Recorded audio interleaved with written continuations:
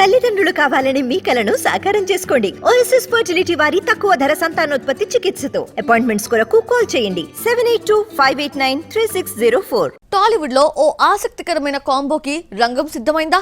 తమిళ హీరోతో మాటల మాంత్రికుడు ఓ సినిమా చేయబోతున్నాడా? సడన్ గా ఈ మ్యాటర్ హైలైట్ అవ్వడానికి రీజన్ ఏంటి? దాని వెనుకున్న మ్యాటర్ ఏంటి? Have a look. టాలీవుడ్ లో ఈ ఏడాది మహేష్ తో గుంటూరు కారం చేశాడు త్రివిక్రమ్. భారీ అంచనాలతో వచ్చిన ఈ ప్రాజెక్ట్ యావరేజ్ గా నిలిచింది.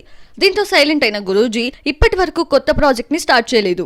అల్లు అర్జున్ తో కొత్త ప్రాజెక్ట్ అనౌన్స్ చేసినా అది ఇప్పుడప్పుడే పట్టాలెక్కే ఛాన్స్ లేదు. కారణం పుష్ప 2 తర్వాత అట్లీ సినిమాని స్టార్ట్ చేసేలా బన్నీ ప్లాన్ చేశాడు. ఇప్పటికే కథ కుదిరింది.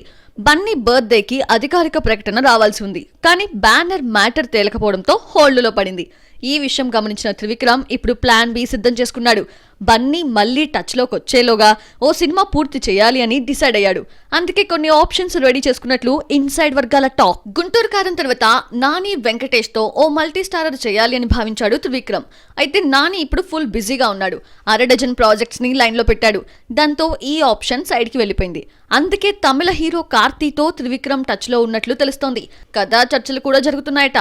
అయితే ఊపిరి తర్వాత కార్తీ తెలుగులో నేరుగా సినిమా చేయలేదు. ఊపిరి కూడా సోలో హీరో సినిమా కాదు, multi starrer.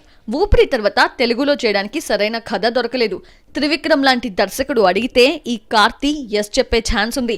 Present discussion stage లో ఉన్న ఈ ప్రాజెక్ట్ ఎంతవరకు ముందుకెళ్తుందో చూడాలి.